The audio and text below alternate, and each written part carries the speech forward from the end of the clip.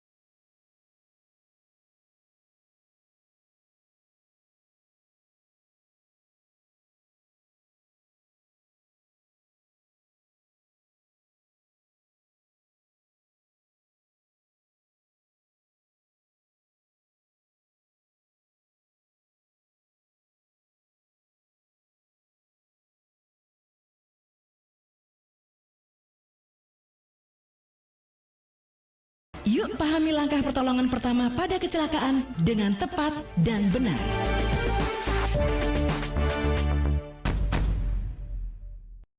Cangkul, cangkul, cangkul yang dalam, menanam pohon di rumah kita. Iya, yang lagi nanam pohon happy banget.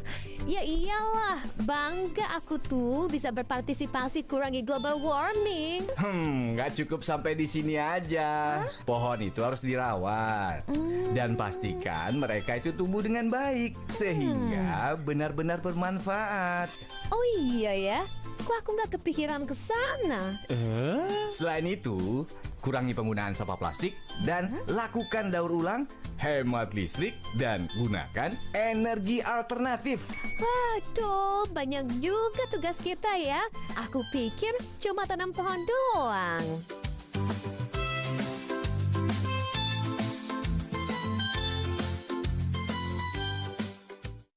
Cangkul, cangkul, cangkul yang dalam, menanam pohon di rumah kita. Iya, yang lagi nanam pohon happy banget.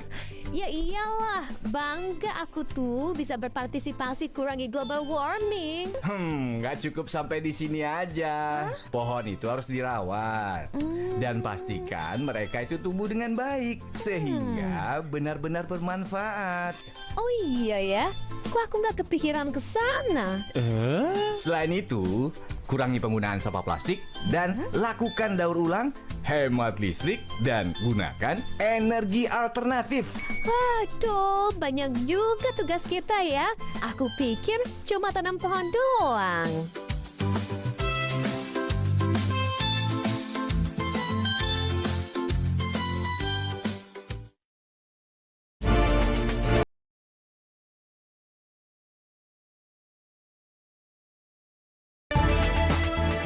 Kecelakaan bisa terjadi kapan dan di mana saja. Pertolongan pertama pada kecelakaan merupakan penanganan darurat untuk korban kecelakaan.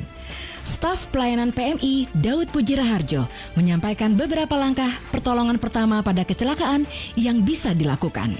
Pertama, amati dan waspadai kondisi lingkungan. Kedua, cek tingkat kesadaran korban. Ketiga, periksa pernapasan dan kondisi luka korban. Keempat, pastikan korban di tempat yang aman. Kelima, 97,9 FM Pro 1 RRI Singaraja, siaran kanal informasi dan inspirasi. Pendengar dialog interaktif Hai Baliken Ken menyapa Anda pagi hari ini, dan kami ketengahkan topik terkait ketahanan pangan, Buleleng menjaga sawah menjamin pangan. Bersama narasumber Bapak Kepala Dinas Pertanian Kabupaten Buleleng, Gede Melandrat SP. Selamat pagi Pak Kadis. Selamat pagi seluruh pemirsa Radio RRI Singaraja. Om Swastiastu. Assalamualaikum warahmatullahi wabarakatuh. Salam sejahtera buat kita semua. Baik, ya, apa kabar untuk hari ini Pak Kadis? Kabar baik. Wah, sehat luar biasa selalu. Ya, sehat selalu ya. Terlihat dari outfitnya ini sangat gagah gitu ya, sesuai dengan flyer yang kami share begitu. Dan terima kasih sudah hadir dan meluangkan waktunya untuk berbincang dan sharing nanti bersama pendengar Persatu ya Pak Kadis. Siap. Ya. Baik, terkait topik ini memang pemerintah Kabupaten Buleleng sudah aktif ya Pak ya, meningkatkan yang namanya ketahanan pangan itu melalui berbagai strategi berfokus pada pelestarian sawah, perbaikan infrastruktur, dan juga pemberdayaan petani ya Pak Kadis ya. Tentu saja upaya ini menjamin ketersediaan serta kestabilan harga pangan di wilayah Buleleng tentunya. Nah, kira-kira seperti apa langkah-langkah strategis yang dilakukan oleh Pemkab Buleleng dalam hal itu? Atau mungkin sebelum ke topik ada yang ingin disampaikan? Biasanya Pak Kadis pemaparan dulu nih. Oke. Ya, silakan Pak Kadis. Baik ya, saya kira kita berada di sebuah wilayah yang memiliki topografi yang luar biasa. Yeah. Penglingsir Buleleng sering bilang bahwa Buleleng negara gunung gitu kan. Nah, kalau bicara negara gunung ya tentu kita punya gunung dengan danaunya 2, Tamblingan dan Buyan. Punya segara atau laut, kita punya bentangan alam yang cukup panjang khusus Bali ya. Itu 157,05 km, ini luar biasa loh. Jadi panjangnya. Terus topografi kita bergelombang, berbukit, dan datar pun ada gitu. Nah, maka potensi kita berbicara Buleleng ya, potensi Buleleng ini luar biasa. Saya sangat berbangga hati ada di Kabupaten Buleleng, dan apalagi diberikan tugas menjadi ujung tombak dari visi dan misi Bapak Bupati meningkatkan pertanian. Ya tentu program target dan sasarannya adalah bagaimana meningkatkan produksi pertanian untuk menjaga ketahanan pangan melalui swasembada pangan. Ini menjadi penting sekali di saat ini, karena hampir semua negara di dunia ini pangan menjadi strategi sekali sekarang ini. Nah, maka dari itu Buleleng di mana gitu? Buleleng dengan luasan sawah, yaitu kalau kita berbicara tentang kondisi sawah kita, ini tentu sudah ada regulasinya. Jadi berdasarkan LSD yang dikeluarkan oleh Kementerian ATR, itu luasan sawah kita atau luas baku sawah kita adalah di atas 7.000 hektar. Terus kalau kita berbicara tentang regulasi, bagaimana daerah membentengi juga, kita punya perda tentang luas sawah yang dilindungi, jadi sama 7.000, jadi sama kita. Nah, terus kita juga sudah menetapkan LP2B kita juga. Jadi sehingga regulasi ini sebagai pengikat bahwa sawah yang ada di Buleleng ini tetap dipertahankan kelestariannya. Ini yang terpenting. Maka tentu kami di Dinas Pertanian menjaga eksistensi atas produktivitas lahan ini.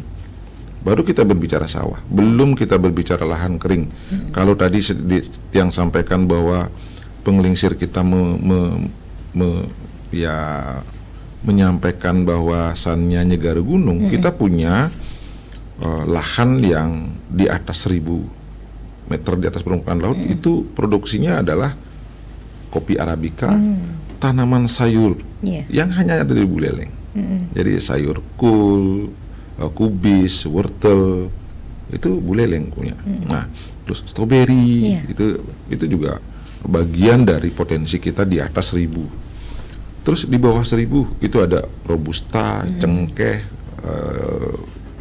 coklat. Bahkan di pinggir pantai kita punya potensi berupa kelapa. Semua ini adalah bagian dari kemampuan, dari bagian potensi pangan kita di Buleleng. Maka tentu kami bersama seluruh stakeholder yang ada di dinas OPD lain juga, karena pengampunya juga harus bersinergi. Bagaimana Buleleng menjadi supporting pertanian khususnya di Bali. Jadi hampir semua kabupaten ya mestinya Buleleng lah menjadi supportnya pangan. Baik itu berasnya, walaupun misalnya lumbung beras ada di Tabanan, tetapi Buleleng juga cukup mampu untuk menjadi support Bali. Kalau kita berbicara tentang ketahanan pangan, karena ini bukan hanya Buleleng itu. Nah, kalau kita berbicara tentang lebih luas lagi makro, Indonesia dengan kondisi tadi saya dengar ada konsep Indonesia berada di sebuah negara yang agraris. Di mana letaknya? Letaknya ada di garis khatulistiwa. Maka yang mesti dibangun strategi negara kita mestinya ke pangan. Secanggih apapun teknologinya, pertanian tidak bisa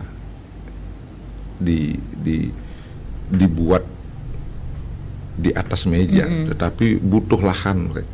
Nah, ke depan bagaimana pertanian menjadi tulang punggung masyarakat atau rakyat seluruh dunia. Jadi masyarakat Buleleng tentunya dengan potensi ini ya mestinya kita terus mempertahankan, melestarikan potensi pertanian yang ada di Buleleng. Melalui apa? Itu tadi, dengan adanya regulasi tentu ini tidak boleh lagi dirubah.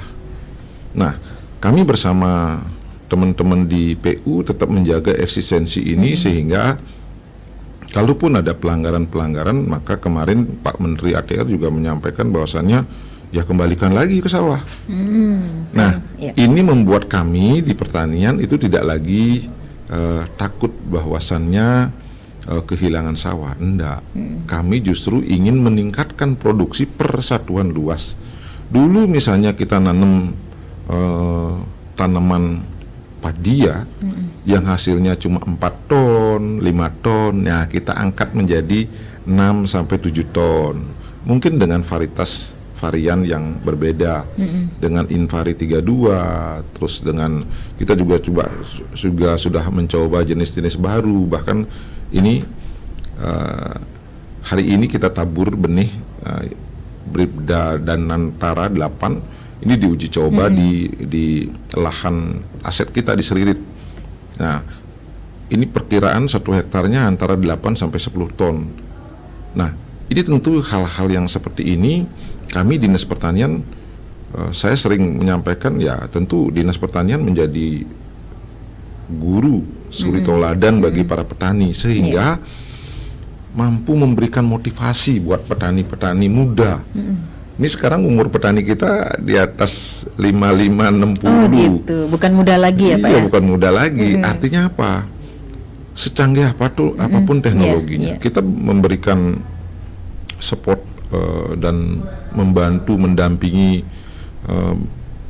mencari atau memfasilitasi drone yang mampu meringankan beban petani dengan penyemprotan misalnya, terus pemberantasan hama penyakit, pemupukan itu dengan drone sekarang itu ada di Seririt, di Subak Abian Seririt, dan itu mestinya mampu untuk mengurangi beban biaya penyemprotan atau pemberantasan hama penyakit dan pemupukan dengan teknologi. Tetapi kalau kita melihat kondisi sumber daya manusianya, petaninya yang umurnya sekian, saya pikir ya drone yang kita beli itu cukup mahal, 300 juta. Tapi kalau itu tidak digunakan secara baik, tentu justru malah malah tidak mampu mensupport kegiatan budidaya. Nah, inilah yang kita harapkan anak-anak muda turun untuk membantu para petani untuk mampu meningkatkan produksi. Nah, oleh karena itu saya juga sangat berharap bahwasannya ya kita di dinas ini terus updating pengetahuannya sehingga mampu juga menjadi guru bagi petani di masa milenial ini. Sehingga kita tidak hanya membiarkan lahan itu berproduksi biasa, tetapi menjadi luar biasa. Itu baru kita sudut pandang pangan, belum di hortinya, belum di perkebunannya. Wah, banyak sekali. Buleleng ini luar biasa kalau kita berbicara tentang pertanian ya. Tapi memang itu tantangan terbesar petani sawah di Buleleng saat ini ya Pak ya. Baik ya. Kita juga menantikan atensi pendengar ya. Mohon izin ya Pak Kadis ya di 24644 ataupun WA Call Pro 1 atau mungkin pemirsa YouTube RRI Singaraja Official. Ini sepertinya sudah ada yang menyampaikan hal di RRI Singaraja Official via YouTube kami Pak Kadis, mohon izin. Semoga informasi ini bermanfaat untuk masyarakat ya. Dan kritik terbesar tentang ketahanan pangan apalagi yang berhubungan dengan sawah atau beras adalah diversifikasi pangan. Swasembada beras tidak linier dengan ketahanan pangan. Ini siap ditunggu ini jawabannya dari Pak Benson Andika. Terima kasih Pak Benson sudah bertanya.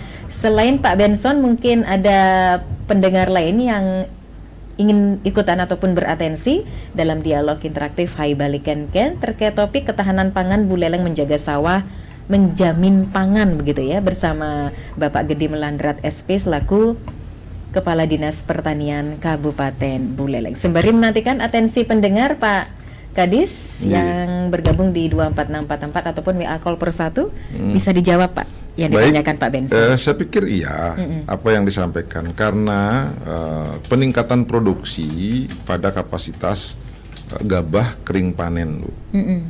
Jadi kami dengan luasan 7.000 hektar itu ditarget di tahun 2025 ini 18.000 hektar penanaman. Ya tentu produksi dalam kapasitas gabah kering giling. Kalau kita kalkulasi menjadi beras, maka sebenarnya Buleleng punya stok beras itu 7.000 ton per Desember 2025. Nah, ternyata di tengah pasar itu terjadi fluktuasi kenaikan harga pasar. Nah, di mana letak tidak liniernya ini? Nah, ternyata letaknya adalah di hilirisasi. Hilirisasi dari gabah kering panen. Maka kemarin kita bekerja sama, bersinergi dengan Bulog. Bulog membeli gabah kering panen, Bu. Karena berbeda, karena setelah panen itu masuk ke hilirisasi berupa ada RMU, jadi pengepul beras, pengepul gabah yang nanti diolah menjadi beras. Nah, kebetulan RMU yang ada di Kabupaten Buleleng tidak mampu membeli semua gabah kering panen. Ini di Buleleng.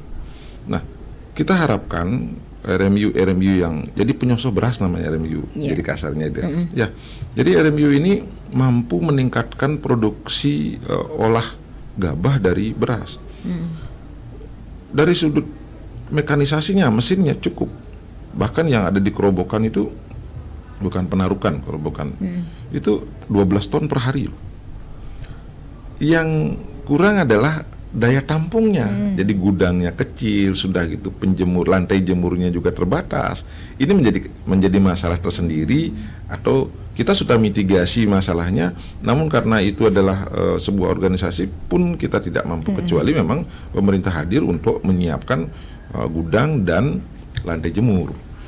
Ini tidak bisa ditampung. Terus kemana gabah itu? Nah, dulunya gabah ini lari ke kabupaten lain, ke negara yang memiliki kapasitas RMU yang lebih besar. Bahkan Banyuwangi gabah kering panen kami. Nah, kami bersinergi dengan Bulog. Bulog lah yang menampung gabah itu. Ini pun juga dibawa keluar ini menjadi banyak pertanyaan-pertanyaan karena itu tadi mestinya ketika kita berbicara tentang swasembada pangan, khusus beras ya, karena jagung pun sama, khusus beras, ini ada satu kecamatan di Kecamatan Tejakula itu tidak memiliki sawah. Artinya begini, ketika kita berbicara tentang swasembada pangan khusus beras, maka wilayah Kubutaman, wilayah Sawan, wilayah Buleleng Sri itu harus menspot di Cikule. Itu bagian dari kita berbicara tentang swasembada pangan level kabupaten. Kalau level desa, tentu di desa di Kecamatan Cikule itu tidak mampu. Ini yang dimaksud. Kemandirian pangannya belum dapat. Apalagi berbicara tentang ke swasembada pangan dalam arti luasnya. Itu jadi kemandirian pangan, terus kedaulatan pangannya nggak dapat. Nah, ini yang perlu diminit oleh teman-teman yang ada di OPD lain. Ketika produksinya ada, maka teman-teman lain itu juga turut bergerak. Jadi perdagangan mengawasi kemana pergerakan gabah ini, terus juga setelah menjadi beras di mana stoknya ini gitu. Nah, kami di pertanian ini sampai di posisi gabah kering panen. Tapi kalau kita berbicara peningkatan produksi, kami dapat. Maka benar yang disampaikan tadi bahwa tidak linier peningkatan produksi dengan ketersediaan beras yang ada. Karena ketersediaan beras itu dipengaruhi oleh banyak faktor. Salah satunya ya pasar. Jadi semakin sedikit ada beras, maka semakin naik harganya. Nah, ini real dilihat oleh masyarakat. Tetapi yang kami ingin sampaikan bahwasannya pertanian selalu ingin mencoba satu varietas baru yang mampu meningkatkan produksi per satuan luas. Nah, ketika produksinya sudah tercapai, maka tentu sinergisitas antar seluruh stakeholder yang ada di bawah, termasuk RMU ini terus juga diupdate gitu. Jadi karena sebenarnya sih luasannya tetap, tapi produksinya meningkat, sementara daya tampung lantai jemur, gudang penampung gabah itu tidak memadai. Sekarang saja kami ada panen padi misalnya.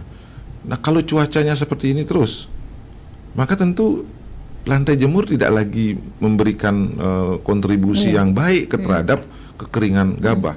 Maka RMU itu harus membangun solar dryer. Nah, ini di hilirisasi inilah yang kami memang menjadi permasalahan sekarang. Contoh lagi kasus beras mangga misalnya. Mohon maaf gitu. Pak Kadis sepertinya sudah berdering ini di 2464. Kita sapa dulu ya Pak ya pendengarnya ya. Halo, selamat pagi RRI.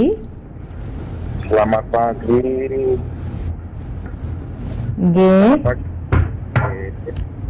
Dengan Bapak siapa di mana? Pak Banu kah? Bukan, saya. Oh, dengan kakek gaul? Bukan. Siapa lagi nih? Dengan Made Suarsana dari Lokapaksa. Oh, Pak Made Suarsana, ampura Pak ya. Kok vokalnya mirip-mirip pendengar yang lain ya, Pak Made Suarsana di Lokapaksa, nggih. Niki pendatang baru sepertinya Pak Made ya. Apa yang ingin ditanyakan Pak Made? Oke, pendatang baru. Vokalnya mirip-mirip, tapi di bandnya beda. Oke, siap. Oke. Silakan Pak Made, apa yang ingin disampaikan? Oke, baik. Selamat pagi Bapak Kadis. Selamat pagi. Ya, saya tadi sedikit sambil nyetir nih mengikuti dialog. Oh, pantas agak putus-putus ya Pak ya. Atau mungkin minggir sebentar Bapak? Oh ya, boleh. Kan nggak boleh Pak nyetir sambil nerima telepon atau main handphone. Saya nggak pegang HP. Oh, nggak pegang, oke. Ya. Ya. Oke, selamat pagi Pak Kadis. Pagi Bapak. Sehat selalu ya. Oke, Astunggare. Ini luar biasa Pak Kadis. Jelasannya tadi ya tentang pertanian. Cuman saya punya pertanyaan begini, Pak Kadis ya. Kalau tadi Bapak menyampaikan seperti hukum ekonomi itu kalau supply-nya tinggi, demand-nya rendah, maka harganya turun, kan begitu. Nah, ini berkaitan dengan populasi sapi Bali kita Pak, ini kan populasinya tidak terlalu besar. Kemudian demandnya itu saya rasa masih tinggi karena bisa dikirim ke luar Pulau Bali. Tapi sampai saat ini kenapa harga sapi Bali kita itu terlalu rendah? Anjlok. Petani Bali di wilayah Kabupaten Buleleng semua petani sapi Bali ya, petani Bali mengeluh semua. Kapan sih harga sapi Bali kita itu kembali normal? Kira-kira apa penyebabnya? Oke. Kemudian kira-kira langkah-langkah yang dilakukan untuk mengembalikan kesetaraan harga sapi Bali ini apa dan sampai berapa lama itu Pak? Nah, berapa lama ini akan bertahan seperti ini atau ada langkah-langkah konkret yang dilakukan sehingga segera bisa membuat harga sapi Bali ini normal kembali? Mungkin itu aja pertanyaan dari saya. Oke, baik. Terima kasih Pak Made Suarsana. Selamat melanjutkan perjalanannya. Hati-hati di jalan. Semoga selamat sampai di tujuan. Ada Pak Narte. Ya, selamat pagi RRI. Selamat pagi RRI. Ya, silakan suhu saya ini. Silakan Pak Narte. Om Swastiastu, Pak Gede Ganteng. Swastiastu. Oh, dan melalui ngalih sayur di kantor kayak nangis sayur. Pak Coy ya? Sayur hijau. Oh, sayur hijau dan Pak Coy-nya ya. Iya, nanti kapan-kapan celiukin kamu. Ngiring Bapak, ngiring. Abang selalu BAB ini Bang lancar. Ya, sehat selalu ya Bapak. Gadang. Baik. Pertama saya salut atas prestasi kerja Pak Gede atas pertanian, swasembada pangan. Ini kan instruksi Presiden Pak ya. Iya. Seberapa jauh sudah melaksanakan perintah dari Presiden dengan swasembada pangan Indonesia biar apa? Pangannya adalah apa istilahnya itu terpenuhi. Tidak lagi mungkin nanti bahasanya mengekspor beras dari luar negeri kan Pak ya, terutama beras. Nah, untuk di Buleleng seberapa jauh sudah implementasi atau penerapannya dari program mulai dicanangkan antara 1 tahun berikutnya peningkatannya, misalnya berapakah jumlah catatan kasar kurang lebih sehingga di Buleleng itu kecukupan beras kah sekian ton dalam satu panen kah atau 1 tahun sehingga betul-betul ini Bulog menyediakan, tetapi untuk Buleleng cukup dari hasil panen di Buleleng karena tadi Pak jelaskan tiap kecamatan istilahnya apa tidak merata dari ada sawah karena kita nyegar gunung dan bukit kan gitu. Nah, untuk itu perlu kiranya adakah pencatatan hal tersebut. Kedua, ada istilah komunitas petani milenial Pak. Apakah petani milenial ini sudah ada usaha membentuk komunitas atau kelompok-kelompok tani di kecamatan, desa, gimana cara menjaringnya, kemajuan teknologi sehingga jangan ada mendut-mendut di petani debe kadenan isi polpen kedas-kedas misalnya begitu. Nah, berikutnya tentang alih lahan Pak di Buleleng ini kan ya menjaga yang marak sekarang banjir dan sebagainya, tanah longsor. Perda alih lahan ini seberapa jauh sudah diterapkan? Banyakkah pelanggaran? Misalnya ada hutan, kebun yang besar pohonnya diganti tanpa izin menjadi tanaman kecil, misalnya bunga dan sebagainya. Ini mengantisipasi untuk negara gunung dan bukit jangan sampai banjir dari hulu. Terakhir, kita Buleleng tadi disebut di pantai Pak, kelapa yang banyak ya. Indonesia saya dengar kemarin di video saya buka, perusahaan ada di Riau itu diam, tidak, PT-nya tidak terkenal, tetapi kelapa mendunia untuk Indonesia yang nomor 1 lah katakan.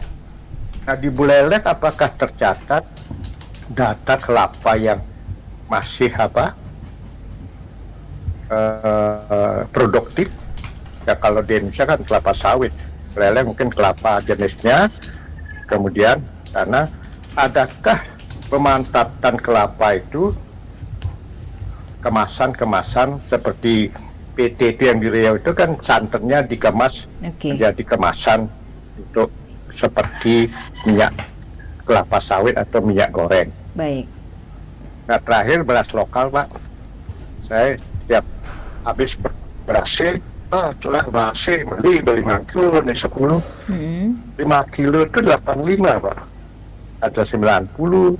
Aman Leyunan beli 10 kilo 15, 25 berkurang dia. Bagaimana tentang ketetapan harga beras di lokal di Buleleng dari Indonesia? Katakanlah kalau dulu minyak harus sama di Papua, tidak boleh naik. Bagaimana mengantisipasi ini Pak?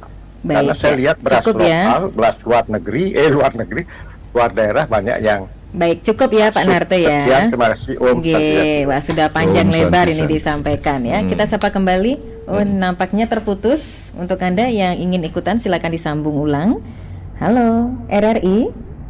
Halo, RRI Astawa. Pak Astawa yang Bungkulan, silakan Pak Astawa. Om Swastiastu. Om Swastiastu, Bapak sehat ya? Alhamdulillah ya Om. Mudah-mudahan kita sehat. Kulit yang bertanya mantan. Tadi kan Bapak membeli buku untuk ketahanan pangan, terutama beras yang dihasilkan oleh pertanian yang begini. Kalau andai kata ada petani yang merubah dari tanaman tadi menjadi tanaman yang lain tidak menghasilkan pangan. Nah, bagaimana caranya? Ini yang lihat dulu ya 10-15 tahun yang lalu di daerah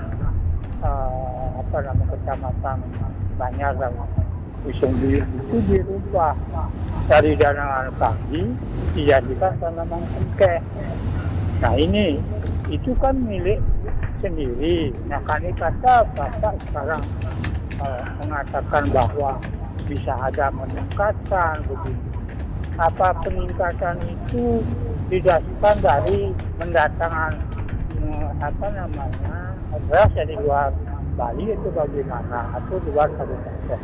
Nah sehingga nanti kita mengetahui ke depan dan pelaksanaan itu berapa sih sebenarnya harus kita menyediakan beras pada masyarakat khususnya kabupaten setiap tahunnya atau setiap bulannya itu sehingga beras-beras itu bisa menjamin kehidupan masyarakat di Buleleng. Sekian, terima kasih. Baik, terima kasih Pak Astawa yang ada di Bungkulan. Ini penelpon terakhir ya, kita beri kesempatan kepada narasumber untuk menanggapi apa yang sudah ditanyakan oleh Pak Suarsana, Pak Narte maupun Pak Astawa. Wah ini banyak ini yang harus ditanggapi. Silakan Pak Kadis. Baik, terima kasih Semoton Sami, pengelisir tiang. Khusus untuk Pak Made Suarsana, ya saya pikir memang pertanian ini asik untuk dibicarakan, tapi eksekusinya kadang-kadang banyak stakeholder yang dilibatkan. Salah satunya ini terkait dengan sapi Bali. Karena ini semuanya pangan Bu. Kalau kita berbicara pangan itu ada nabati dan hewani. Jadi kalau bicara pangan termasuk sapi, dagingnya itu juga bagian dari spot pangan. Nah, kalau kita berbicara sapi Bali ini sapi yang paling langka bahkan di dunia. Bagus, dagingnya bagus, paling bagus gitu lah. Nah, tetapi bukan hanya itu saja modal kerja, modal dari alam yang kita miliki. Itu dapat potensi ya. Tapi potensi ini belum kita garap maksimal. Saya setuju dengan Bapak bahwa potensi sapi Bali luar biasa di sini. Tetapi kadang kita terlalu jumawa, kadang kita terlalu ya tidak menghiraukan apa-apa. Sering terjadi penurunan nilai harga jual di tingkat petani, Pak. Karena apa? Karena memang petani sapi Bali atau peternak sapi Bali tidak menghiraukan prosesnya, proses budidayanya. Satu hal yang kemarin atau sekarang masih bergulir, Bapak, ada penyakit LSD, jadi campak pada sapi Bali. Ini berdampak pada penurunan nilai harga jual, Pak. Saya bicara penurunan harga jual, Pak. Terus ada penyakit PMK, penyakit kuku dan mulut. Ini juga menurunkan nilai jual, Pak. Tetapi yang saya sering juga tidak pahami, karena pertanian pada posisi peningkatan produksi saja, baik itu di pangan, hortikultura, terus peternakan, perkebunan, hampir sama, Pak. Kami hanya di peningkatan produksi, Pak. Jadi kalau masuk pada hilirisasi, ini ada banyak stakeholder yang ada di sana. Nah, kalau kita lihat di pemotongan hewan, rumah potong hewan kami yang ada di Panjianom, Pak, pemotongan hewan sapi ini banyak, Pak. Kemarin aja 23, bahkan overload 23 ekor. Karena kapasitasnya cuma 17 sampai 18 ekor masuk. Artinya apa? Artinya ada peningkatan pemotongan sapi. Ini tidak mungkin harganya murah. Ketika sudah dipotong menjadi daging, maka harga dagingnya tetap di pasar mahal. Tetapi yang menjadi murah ini adalah di proses distribusi. Kan itu tadi. Jadi kita tidak pada baik-baik saja di hilirisasinya. Nah, terus solusinya kayak bagaimana? Maka ini harus dibangun sebuah jejaring yang kira-kira mampu untuk memutus. Ya contoh kayak pengepul sudagar yang kayak gitu. Ini sebenarnya permainannya hanya di sana. Jadi tidak ada masalah dengan budidayanya. Apalagi sapi Bali malah setiap harinya dikirim lewat pelabuhan ke lain tempat. Baik. Nah, distribusinya kami tahu, ada datanya. Cuma masalahnya adalah di tingkat petani itu menjadi bulan-bulanan penyakit. Jadi sehingga harga sapinya turun gitu. Tetapi harga dagingnya itu posisinya tidak turun. Bahkan justru cenderung naik sekarang ini. Daging babi, daging sapi ya sama, daging babi juga sama. Terjadi peningkatan. Tetapi ketika mau dijual, maka isu yang dibangun adalah isu penyakit. Dan yang mungkin saya juga kemarin ke lapangan Sabtu Minggu itu ngecek penyakit LSD, ini ternyata sudah ya mampu kita redam dan mampu kita antisipasi penyakitnya. Yang agak sulit adalah petani juga sekarang, peternak ya, beli sapinya juga online, Pak Madi. Nah, termasuk yang kalau Bapak dari Lokopaksu ini banyak sekali ada pemotongan hewan liar di sana. Jadi liar itu tidak resmi, Pak. Jadi Buleleng itu hanya punya satu rumah potong hewan. Ini juga memprihatinkan, sehingga kontrol kami terhadap daging, harga daging ini rendah sekali. Mudah-mudahan menjadi perhatian. Cukup ya, Pak ya, sudah ditanggapi. Selanjutnya ke Pak Narte. Pak Narte, kalau Pak Narte seberapa mampu Bapak izin, berdasarkan data kami itu luas tanam kita itu ada 14.000 hektar, ini ada 2,5 kali, artinya kita tidak bisa menanam 3 kali padi. Jadi padi yang ditanam di bulan November itu dipanen mulai bulan Januari, Januari ini. Maka IP kami adalah, jadi indeks pertanaman kami itu di 2,5 dan dipanen di Januari. Maka luas tanam kami dengan luas panen memang berbeda, Pak. Tetapi yang perlu Bapak ketahui bahwasannya gabah kering panen kami untuk tahun ini sebesar 113 ton. Jadi kalau ini dijadikan beras, itu kurang lebih 60.000 ton beras. Maka asumsi kami beras, posisi kita di Desember kemarin itu ada 7.000 ton untuk cadangan. Artinya apa? Artinya secara hitung-hitungan di atas kertas, sebenarnya pertanian di Buleleng peningkatan produksinya dapat, kesediaan berasnya pun dapat. Nah, ketika masuk pasar, jadi mohon maaf, ini mungkin the stakeholder yang lain yang harus bicara, dan kami tetap kukuh bahwasannya bahwa terjadi peningkatan produksi, walaupun tadi disampaikan bahwa bagaimana dengan adanya komunitas. Ada Pak, ada petani muda keren yang luar biasa itu Pak Agung siapa itu ada, kita bergerak, tapi tidak hanya bergerak di padi, juga bergerak di tanaman lain di daerah Gobleg. Itu banyak Pak komunitas-komunitas ini yang tentu nantinya beliau inilah atau teman-teman anak muda inilah menjadi regenerasi kita. LP2B kita masih aman Pak. Ini murni ada di PU Pak, tata ruang, yang mungkin akan lebih jelas menyampaikannya, karena kontrol kami adalah luasan di sawah. Kami mengacu pada jumlah sawah yang tetap digunakan oleh Subak Pak. Jadi Pak Nate, data kami dari Subak Pak. Jadi Subak itu yang menanam padi kami tahu Pak. Jadi kalau LP2B ini kan lahan pertanian berkelanjutan ini dikontrol oleh PU Pak. Kami sebenarnya masih posisi aman produksi kami di pertanian. Terus kelapa, iya Pak. Kelapa ini tahun 2025 kami menyerahkan kelapa ke petani itu sebesar 11.000 pohon kelapa. Jadi bibit kelapa. Kelapanya kelapa apa? Kelapa genjah Pak. Jadi bukan kelapa dalam. Kalau kelapa dalam mungkin 5 tahun baru menghasilkan. Kalau ini kurang dari 3-4 tahun sudah mulai berbuah. Jadi ya kelapa ini yang sekarang diminati oleh petani Pak. Nah, bagaimana dengan perubahan atau sebentar perubahan statusnya? Kita sering berbicara tentang rehabilitasi Pak. Ini tergantung ekonomi, faktor ekonomi Bapak benar ya Pak Astawi ya benar. Kalau ingin merubah ya tentu faktor ekonomi menjadi penting sekali.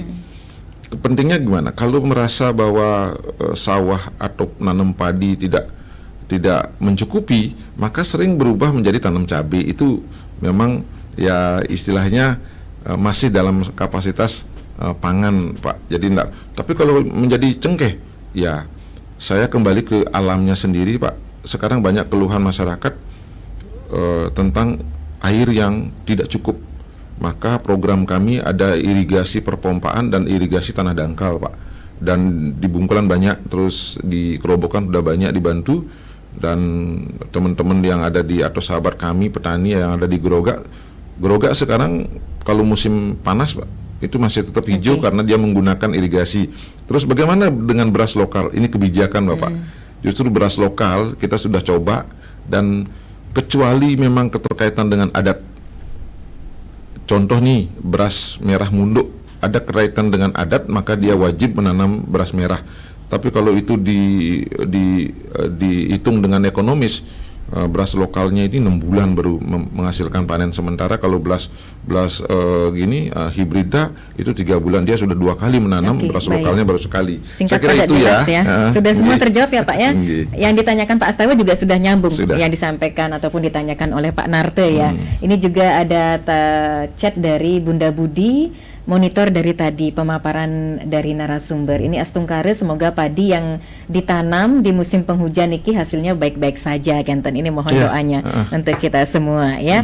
Baik, karena keterbatasan waktu Pak Kadis niki mohon maaf, jadi dialog tidak bisa dilanjutkan. Intinya apapun yang disampaikan pendengar dalam dialog interaktif Hai Balikan Ken pagi ini terkait topik ya yang luar biasa dipaparkan ataupun disampaikan oleh Dinas Pertanian Buleleng, di mana Pemkab selalu aktif untuk meningkatkan ketahanan pangan itu melalui berbagai strategi yang berfokus pada pelestarian sawah, infrastruktur dan juga pemberdayaan petani. Oke, terima kasih kepada Bapak Gede Melandrat SP selaku Kepala Dinas Pertanian Kabupaten Buleleng atas waktu dan kesempatannya hadir ke Studio Pro 1 dalam dialog interaktif Hai Balikan Ken terkait topik ketahanan pangan Buleleng, menjaga sawah, menjamin pangan. Pendengar, terima kasih atas kebersamaannya, dan kepada Pak Kadis selamat melanjutkan aktivitas, sampai jumpa di lain kesempatan. Tetap bersama kami pendengar di Pro 1 RRI Singaraja, siaran kanal informasi dan inspirasi. Jangkul cangkul ya. Hubungi layanan ambulans